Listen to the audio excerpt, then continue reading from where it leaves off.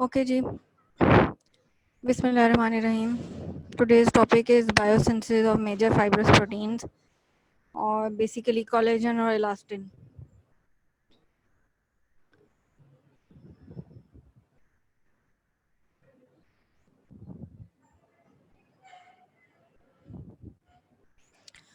Okay, these are the learning objectives: collagen synthesis and tensile strength of collagen, deficiency of vitamin C and its effects on collagen, diseases resulting from defective collagen, elastin, and lastly the alpha 1 antitrypsin deficiency. One by one, I will explain all this.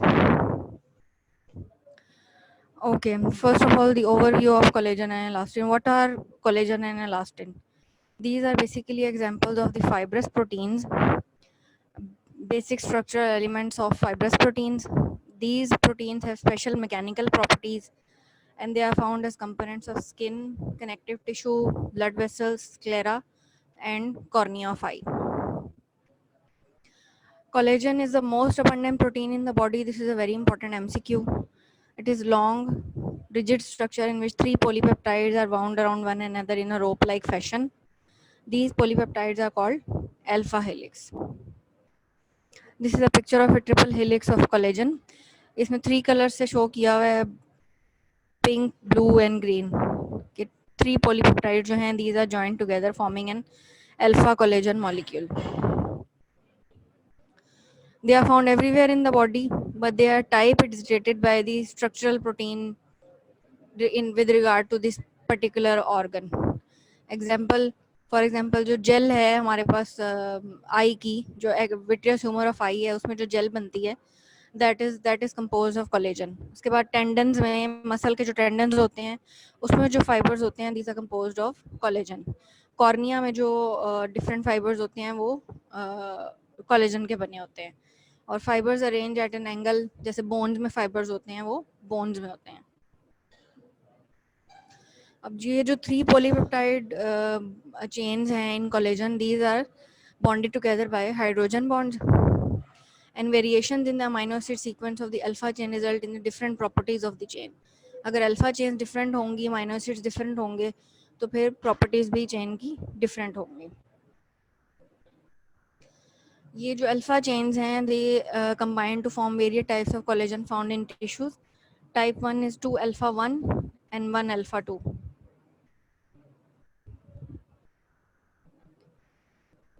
Okay, this is a table from Lippincott. You have to remember it because इसमें से बहुत सारे MCQs आते हैं और sometimes types of collagen की या tissue distribution की कोई question भी आ सकता है. अब टाइप जो फिब्रिल फॉर्मिंग कोलेजन है उसकी 3 टाइप्स हैं, उसको हम टाइप 1, 2 एंड 3 में डिवाइड करते हैं. टाइप 1 जो है that is present in skin, bone, tendon, blood vessels and cornea. Type 2 is present in cartilage, intervertebral disc and vitreous body. Type 3 is present in blood vessels and fetal skin. उसके बाद जो network forming है वो है type 4 and type 7. This is basement. Type 4 is present in basement membrane. Type 7 is present beneath the stratified squamous epithelium. And जो last type है इसकी, that is the fibril associated. उसमें है type 9 and type 12. Type 9 जो है that is present in cartilage, and type 12 is present in tendon, ligaments and some other tissues. So basically इस table से आपको क्या पता चल रहा है कि कोलेजन की 3 टाइप्स हैं: fibril forming, network forming and fibril associated. If anyone ask you a question के what are the different types of collagen, तो आप ये 3 टाइप्स आप बता सकते हैं: fibril forming, network forming and fibril associated. और फर्दर उसकी आगे टाइप्स हैं. फिर आ जाते हैं हम स्ट्रक्चर ऑफ कोलेजन के. स्ट्रक्चर ऑफ कोलेजन जो है वो थोड़ा सा जो है समझने में आपको थोड़ी प्रॉब्लम होगी, लेकिन लिपिनकॉट में एक बहुत अच्छा टेबल सा बना हुआ है. अगर आप सिर्फ वो टेबल भी कर लो ना, उसके जो सारे 9-10 पॉइंट्स हैं वो बस कर लेना, तो that is more than enough. क्योंकि इसमें बहुत ज़्यादा डिटेल दी हुई है, वो मैं आपको पढ़ा तो देती हूँ पर इतनी डिटेल आप पेपर में लिख नहीं सकोगे क्योंकि ये बहुत लंबा है. तो आपको ना उसको एक कंप्रीहेंसिव सा नोट, अगर कोलेजन का स्ट्रक्चर आता भी है तो वो कंप्रीहेंसिव सा नोट आप लोगों ने. तो स्ट्रक्चर ऑफ कोलेजन जो है that is divided into 4 phases: amino acid sequence, triple helical structure of collagen, hydroxyproline and hydroxylysine, and glycosylation. सबसे पहले हम डिस्कस कर लेते हैं अमीनो एसिड सीक्वेंस को। अमीनो एसिड सीक्वेंस जो है वो कोलेजन में इस तरह है कि collagen is a glycoprotein and it contains galactose and glucose as its carbohydrate content. अब इसमें कौन कौन से अमीनो एसिड्स इंपॉर्टेंट हैं? इसमें अमीनो एसिड जो दो हैं that is a glycine and proline. Glycine, proline and hydroxyproline. Glycine is one third of total amino acid of content of collagen, followed by proline and hydroxy proline, which account for another one third of amino acid content of collagen.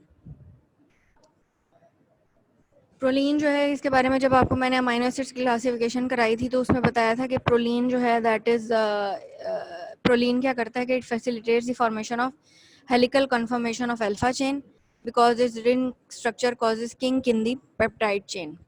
Proline हमेशा kink बनाता है जिस भी peptide chain में ये present होता है और ये इसी की वजह से हेलिकल स्ट्रक्चर जो है वो बनता है। फिर ग्लाइसिन आ जाती है। ग्लाइसिन जो है every third position of polypeptide chain जो है ना, वहाँ पे जो छोटी छोटी स्पेसेस हैं उसमें, क्योंकि glycine is a very small molecule, वो छोटी छोटी जो स्पेसेस है ना उसमें जाके ग्लाइसिन फिट हो जाता है एवरी थर्ड मॉलिक्यूल के एवरी थर्ड पोजीशन के बाद। तो अगर हम रिपीटिंग सीक्वेंस को देखें तो इसको हम इस तरह से कह सकते हैं कि ग्लाइसिन एक्स वाई, जिसमें x is frequently proline and y is hydroxyproline और हाइड्रोक्सी लाइसिन। और रिपीटिंग सीक्वेंस किस तरह से बनेगा? Glycine x y, glycine x y, glycine x y, glycine x y and so on. बहुत सारे molecules जो हैं वो इसके बनेंगे जिसमें प्रोलीन, हाइड्रोक्सी प्रोलीन और हाइड्रोक्सी लाइसिन होगा। अब बात हम कर लेते हैं कि ट्रिपल हेलिकल स्ट्रक्चर किस तरह का है। ट्रिपल हेलिकल स्ट्रक्चर के ऑब्वियसली इसके दो फेजेस हैं, एक उसका आउटवर्ड फेज है और एक उसका इनवर्ड फेज है। जो आउटवर्ड फेज है उसके ऊपर हमारे सरफेस के ऊपर अमीनो एसिड साइड चेन्स लगी हुई हैं। साइड चेन जो है उनके सरफेस पे लगने का क्या फायदा है कि जब साइड चेन सरफेस पे लगी होती हैं तो वो दूसरी साइड चेन जो एक दूसरे मॉलिक्यूल की है, जो कोलेजन का मॉलिक्यूल है, उसको अट्रैक्ट करती हैं आपस में। ठीक है ना, मैंने आपको बताया था कि अमीनो एसिड्स की जितनी भी प्रॉपर्टीज होती हैं, chemical properties, these are due to side chains. ठीक है, तो अगर एक मॉलिक्यूल के ऊपर साइड चेन्स लगी हुई हैं, वो बाहर की तरफ निकली हुई हैं, तो वो जो कोलेजन का दूसरा मॉलिक्यूल है उसको वो अट्रैक्ट करेंगी और दोनों आपस में फिब्रिल्स बना लेंगे और एग्रीगेट हो जाएंगे, बॉन्डिंग बना लेंगे। फिर हम बात कर लेते हैं hydroxy proline and hydroxy lysine की। Hydroxylation of proline and lysine residues after their incorporation into the polypeptide chain। ठीक है, पॉलीपेप्टाइड चेन में जब प्रोलीन और लाइसिन एंटर हो जाते हैं तो उसके बाद उनकी पोस्ट ट्रांसलेशन मॉडिफिकेशन होती है और इससे क्या होता है कि जो स्टेबलाइज जो हेलिकल स्ट्रक्चर है वो बहुत ज़्यादा स्टेबलाइज हो जाता है।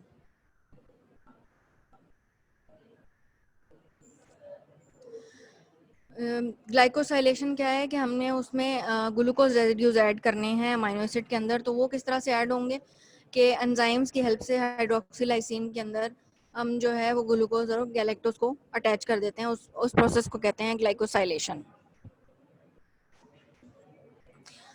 अब कोलेजन जो मॉलिक्यूल है that is a very complex molecule और ये दो जगह पे बॉडी में इसकी मॉडिफिकेशन या सिंथेसिस होती है। एक इसकी सिंथेसिस इनसाइड द सेल है और एक इसकी सिंथेसिस तब है या इसकी जो मैचुरेशन है वो तब है जब ये सेल से बाहर एक्स्ट्रा सेलुलर स्पेस में आ जाता है। तो सबसे पहले हम देख लेते हैं कि ये प्रिकर्सर कौन कौन से रिक्वायर्ड हैं फॉर कोलेजन सिंथेसिस। ठीक है, बेसिकली कोलेजन जो है वो आउटसाइड द सेल ही एक्टिव होता है। अगर सेल के अंदर ही रहेगा तो कोलेजन का कोई फायदा नहीं है, वो अंदर ही एग्रीगेट हो जाएगा।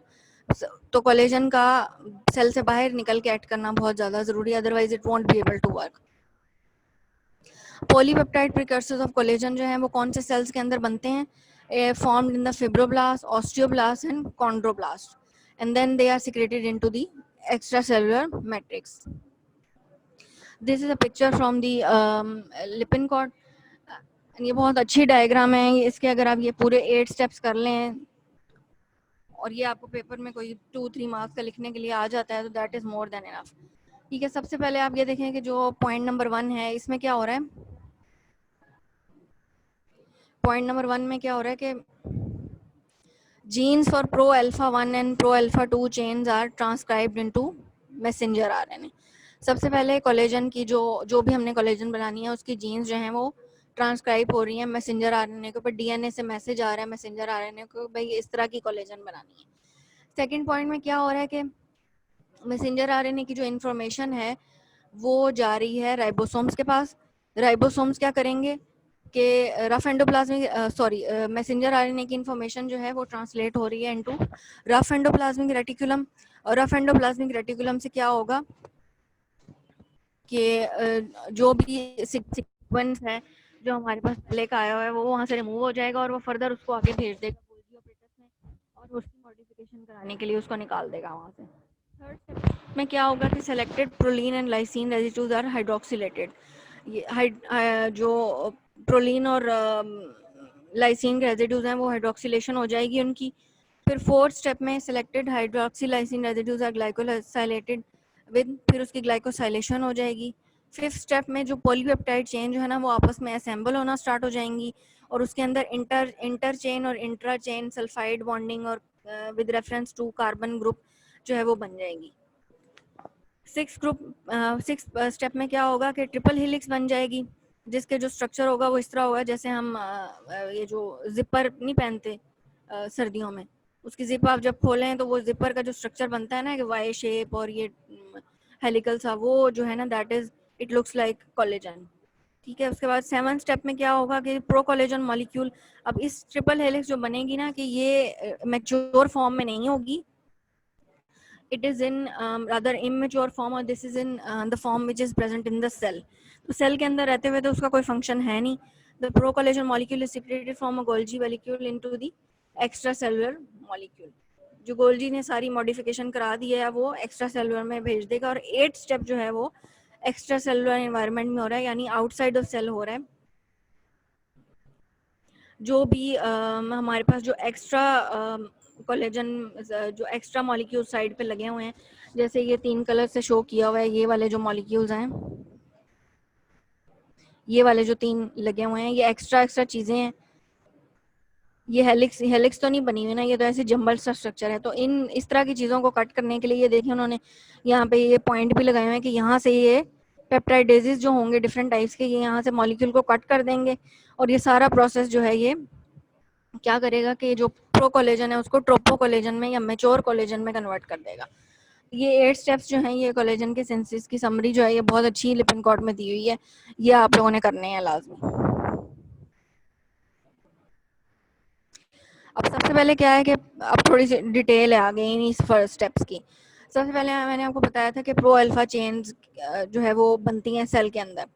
प्री प्रो अल्फा चेन्स जो हैं वो क्या करती हैं कि उनके पास एक स्पेशल अमाइनो एसिड सीक्वेंस होता है उनके नाइट्रोजन टर्मिनल के ऊपर।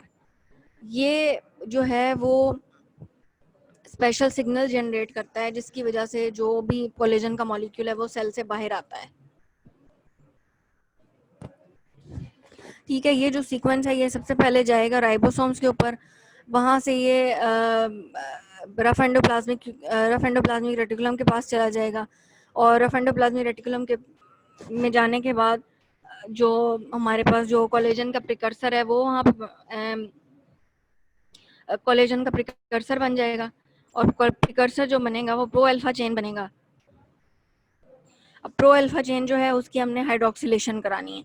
हाइड्रोक्सिलेशन किस तरह से होगी कि वो रफ एंडोप्लाज्मिक रेटिकुलम में डिफरेंट टाइप्स के एंजाइम्स होंगे जिसमें हाइड्रोक्सिल ग्रुप अटैच होंगे उसके साथ, और proline and lysine residues are hydroxylated in the presence of oxygen and vitamin C. That is why it is said that अच्छी स्किन के लिए या अच्छी कोलेजन प्रोडक्शन के लिए विटामिन सी की ज़रूरत है, तो या एक्सरसाइज की ज़रूरत है, बिकॉज ये दोनों चीज़ें हमें एक्सरसाइज से ऑक्सीजन ज़्यादा प्रोवाइड होती है और विटामिन सी से हमारा जो हाइड्रोक्सिलेशन का स्टेप है ना कोलेजन का वो कंप्लीट होता है। एंजाइम्स कौन कौन से यूज होते हैं हमारे इसके अंदर, प्रोलाइल हाइड्रोक्सिलेज और lysyl hydroxylase. Vitamin D C deficiency में कोलेजन फाइबर जो है वो आपस में क्रॉस लिंक नहीं हो सकते, उनकी टेंसाइल स्ट्रेंथ बहुत वीक होती है और दैट इज़ वाई इस डिजीज़ को कहते हैं स्कर्वे। स्कर्वे का नाम शायद आपने पहले भी सुना होगा। स्कर्वे जो है that is scurvy, it is it is a disease which results in the bleeding from gums। gums weak हो जाते हैं, gums से blood निकलता है और पेन भी होती है, बिकॉज जो कोलेजन के मॉलिक्यूल्स हैं वो बहुत वीक होते हैं। फिर आ जाती है ग्लाइकोसाइलेशन। ग्लाइकोसाइलेशन किस वजह से होगी? जब उसमें हम कार्बोहाइड्रेट फॉर एग्जांपल ग्लूकोज या गैलेक्टोज ऐड करेंगे। फोर्थ स्टेप है assembly and secretion of the collagen pre pro alpha chains after hydroxylation और ग्लाइकोसाइलेशन। जो प्रो अल्फा चेन्स है ना, these are converted into pro collagen.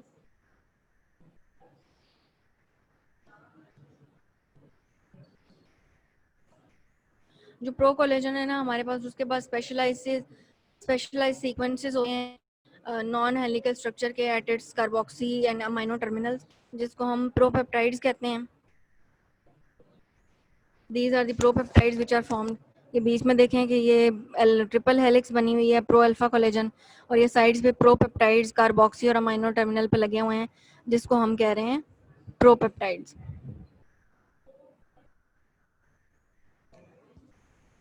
Pro जो ही हमारे pass pro collagen molecule बनता है तो उसके साथ ही उसमें डाइसल्फाइड बॉन्ड्स भी बनना शुरू हो जाते हैं, जो कि कोलेजन के मॉलिक्यूल को और स्ट्रेंथ प्रोवाइड करते हैं। प्रो कोलेजन मॉलिक्यूल जो है वो रफ एंडोप्लाज्मिक रेटिकुलम से निकलने के बाद कहाँ चला जाएगा? गोल्जी ऑपरेटस में। गोल्जी ऑपरेटस में जाके आपको पता है गोल्जी ऑपरेटस जो है वो सिक्रेटरी वेजिकल्स बनाता है। और सिक्रेटरी वेजिकल्स वो क्यों बनाता है? क्योंकि उसने सिक्रेटरी वेजिकल्स बना के तो सेल से बाहर निकालना होता है, एक्सोसाइटोसिस कराना होता है। ये जो सारी प्रो कोलेजन है ये सिक्रेटरी वेजिकल्स में पैक होने के बाद जो है वो प्लाज्मा मेम्ब्रेन के पास आएगी। वहाँ पे जाके एक्सोसाइटोसिस के प्रोसेस के थ्रू जो प्रो कोलेजन मॉलिक्यूल है वो एक्स्ट्रा सेलुलर स्पेस में रिलीज हो जाएगा।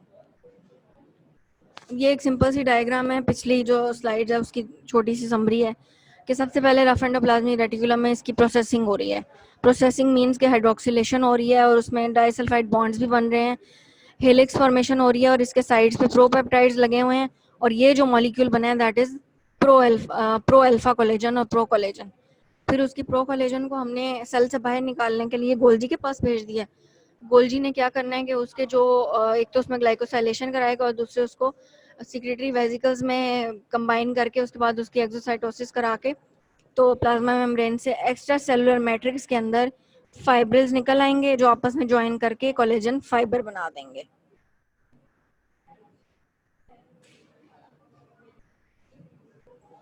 फर्दर जो एक क्लीवेज तो इसकी ये है ना कि जो सेल के अंदर होती है कोलेजन की, अब एक क्लीवेज जो है वो कोलेजन की सेल से बाहर आने के बाद भी होगी। ठीक है, that is done with the help of peptidases enzymes, और हेलिकल स्ट्रक्चर जो है वो हमारे पास निकलता है एज ट्रोपोकोलेजन। ट्रोपोकोलेजन मॉलिक्यूल जो है वो आपस में एक दूसरे के साथ बॉन्ड बना के और एसोसिएट करके तो कोलेजन फिब्रिल्स बना देते हैं। ठीक है, ये सिंपल डायग्राम है जिसमें उन्होंने ऑर्गेनाइजेशन बताई हुई है कि किस तरह से कोलेजन बनते हैं। सबसे पहले अमाइनो एसिड सीक्वेंस है हमारे पास, वो क्या कर रहा है कि वो ट्रोपो कोलेजन बन रहा है जिसका साइज अराउंड 300 नैनोमीटर्स है। फिर हमारे पास 1 माइक्रोमीटर के फिब्रिल्स बन रहे हैं और फिर 10 माइक्रोमीटर के फाइबर्स बन रहे हैं।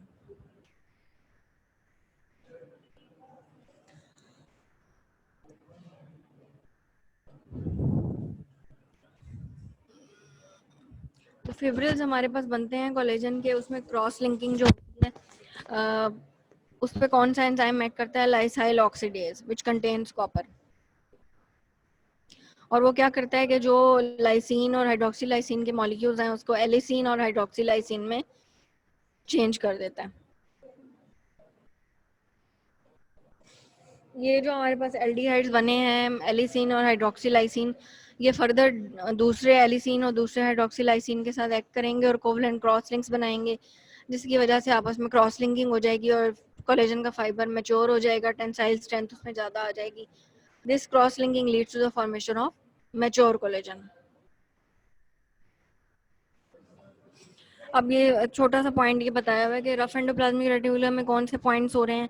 एक तो synthesis of pre pro collagen हो रही है, और दूसरे ये कि insertion of pro collagen molecule into the lumen of endoplasmic reticulum.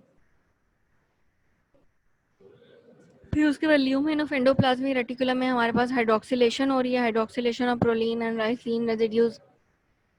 और secondly glycosylation of selected hydroxylysine residues जो है वो हो रही है इसके अंदर। Lumen of ER and Golgi operators में क्या हो रहा है कि डाइसल्फाइड बॉन्ड फॉर्मेशन हो रही है और ट्रोपोकोलेजन मॉलिक्यूल बन रहा है और साथ ही उसमें सिक्रीटरी वेसिकल्स में पैकिंग हो रही है। Degradation of collagen, collagen is a very stable molecule, half life इसकी बहुत बहुत सालों की है और कोलेजन को तोड़ने के लिए, इसको ब्रेक करने के लिए जो एंजाइम्स रिक्वायर्ड हैं, these are collagenases. This is a simple summary of collagen synthesis. Um, it requires some simple few steps.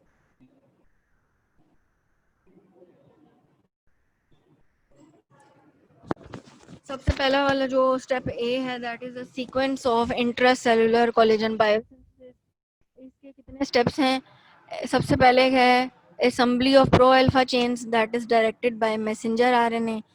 उसके बाद हमने प्रोलीन हाइड्रोक्सिलेशन करवानी है, लाइसिन हाइड्रोक्सिलेशन करवानी है और फिर हाइड्रोक्सी लाइसिन ग्लाइकोसाइलेशन करवानी है। ये सारा प्रोसेस ईआर में हो रहा है, ल्यूमन ऑफ ईआर में। उसके बाद वो सारी चीज़ जो जा रही है वो डाइसल्फाइड बॉन्ड फॉर्मेशन और incorporation of carboxy terminal peptide और सिक्रीशन, ये सारी गोल्जी ऑपरेटस में हो रही है। ये इंट्रासेलुलर इवेंट्स हैं। अब सेकेंड स्टेप में क्या करना है कि एक्स्ट्रा सेलुलर कोलेजन बायोसिंथेसिस क्या है कि जो अमाइनो टर्मिनल है और जो कार्बोक्सी टर्मिनल है उसके जो साइड पे छोटे छोटे एक्सटेंशन निकली हुई हैं उसको हमने काटना है, उसको क्लीव करना है। वहाँ से क्या बनेगा? माइक्रोफिब्रिल बनेगा। और जब माइक्रोफिब्रिल्स बन जाएंगे तो उसमें जो हमारे पास फाइबर्स होंगे उसके ऊपर कौन सा एंजाइम एक्ट करेगा? लाइसाइल ऑक्सीडेज। और वो उसकी क्या कर देगा? डी ऑक्सीडेटिव डीएमिनेशन कर देगा, जिसकी वजह से क्रॉस लिंकिंग फाइबर्स बन जाएंगे, मैच्योरेशन ऑफ क्रॉस लिंक्स हो जाएगी और growth and reorganisation of fibres हो जाएगी। these are the simple summary of collagen synthesis described in one slide. Okay अब आप 5 मिनट की ब्रेक ले लो, फिर आगे मैं डिजीजेस करवाती हूँ।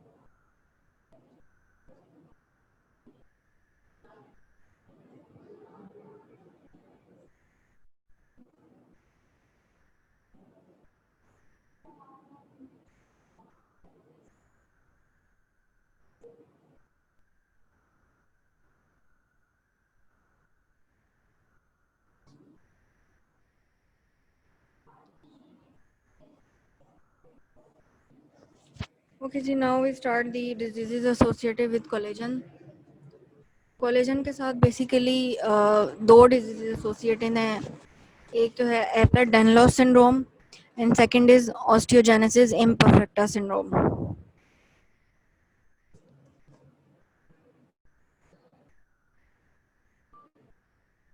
Ehlers-Danlos is a heterogeneous group of generalized connective tissue disorders that results from the defects in the metabolism of fibrillar collagen molecules. It can result from a deficiency of collagen processing enzyme, for example, lysyl hydroxylase or pro-collagen peptidase, or from mutation in the amino acid sequences of collagen types 1, 3, and 5. These points are to be noted: collagen types 1, 3, and 5. And second is enzyme lysyl hydroxylase and pro-collagen peptidases जो हैं इसमें defect हो सकते हैं और fibrillar collagen molecule इसमें defected होता है।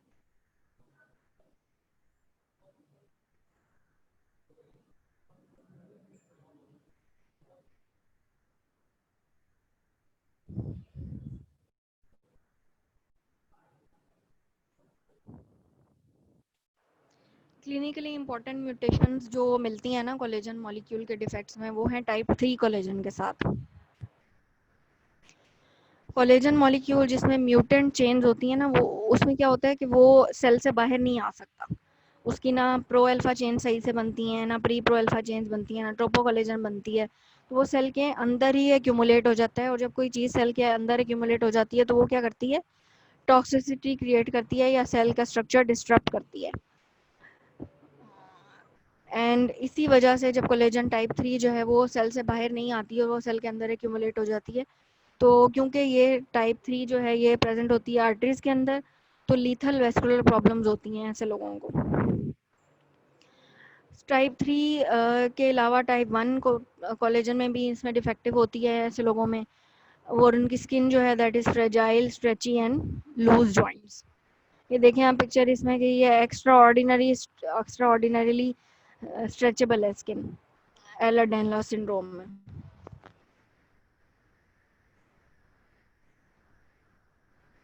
सेकेंड जो डिजीज इसके साथ एसोसिएटेड है that is the brittle bone syndrome, and that is also a heterogeneous group of inherited disorders distinguished by bones that can easily bend and fracture. Clinical features इसके क्या क्या हैं कि वुंड हीलिंग इम्पेयर्ड होती है, humped back और kyphosis like appearance होती है, और ऑस्टियोजेनेसिस इम्परफेक्टा के दो टाइप्स हैं, टाइप 1 एंड टाइप 2। पहले हम टाइप 1 को डिस्कस कर लेते हैं। टाइप 1 ऑस्टियोजेनेसिस इम्परफेक्टा जो है दैट इज़ इसमें क्या होता है कि decrease production of alpha 1 and alpha 2 change होती है। अर्ली इन्फ्लेंसी में पता चल जाता है इसका, क्योंकि फ्रैक्चर्स होते हैं ऐसे बच्चे को, माइनर ट्रॉमा से भी ऐसे बच्चों में फ्रैक्चर्स हो सकते हैं। और अगर प्रीनेटल अल्ट्रासाउंड करें, बहुत अच्छा सोफिस्टिकेटेड टाइप का अल्ट्रासाउंड हो, तो उसमें हम जो फ्रैक्चर बोन्स हैं उसकी बोइंग भी देख सकते हैं, बोन्स की बेंडिंग भी देख सकते हैं अल्ट्रासाउंड में, और सम टाइम फ्रैक्चर्स भी देख सकते हैं इन यूट्रो। टाइप 2 जो है that is the most severe form, और ऐसे लोग जो हैं, ऐसे बच्चे जो हैं, ये दूसरी यूजुअली पल्मोनरी हाइपोप्लेजिया की वजह से इन यूट्रस ही उनकी डेथ हो जाती है, और इसमें भी म्यूटेशन जो है वो pro alpha 1 and pro alpha chains के टाइप 1 कोलेजन के अंदर होती है म्यूटेशन।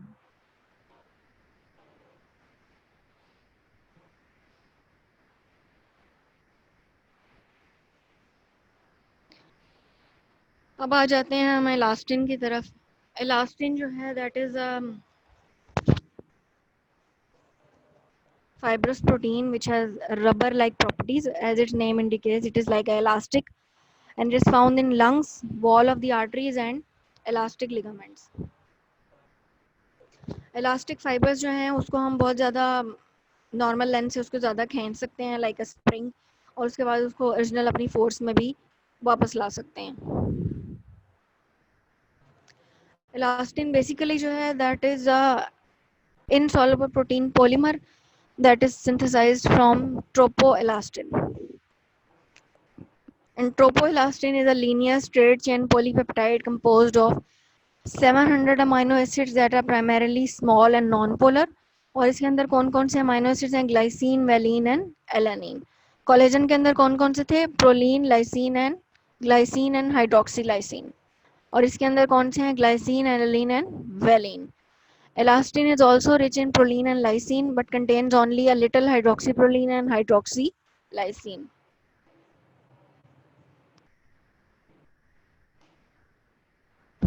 Elastic fibers की composition क्या होती है? These are composed of tropoelastin and glycoprotein microfibrils that is fibrillin. और ये दोनों मिलके क्या बनाते हैं हमारे पास? Elastic fibers.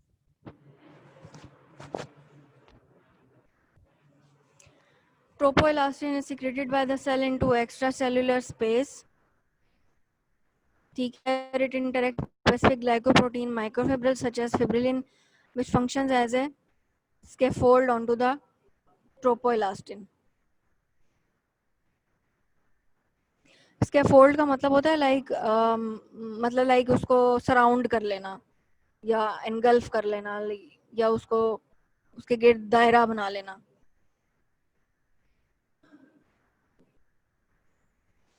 फिर एलास्टिन के अंदर जो क्रॉसलिंग्स बनते हैं उसको हम कहते हैं डेस्मोसिन क्रॉसलिंग्स। इसमें क्या होता है कि जो lysyl chains of tropoelastin and these are acted upon by oxidation, इसमें एलिसिन रेजिड्यूज वो बना देती हैं। 3 एलिसिन रेजिड्यूज और एक अलग से लाइसाइल चेन जो है वो मिलके हमारे पास डेस्मोसिन क्रॉसलिंक्स बनाती हैं।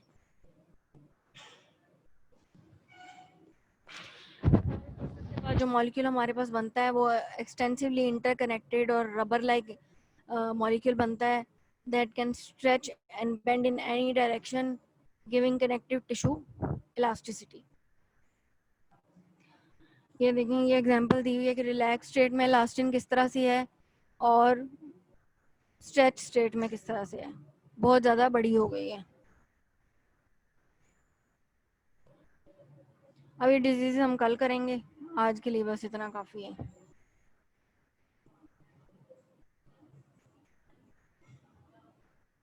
अब आप लोग थोड़ी ब्रेक ले लो 10 मिनट की, फिर इसको रिवाइज करते हैं।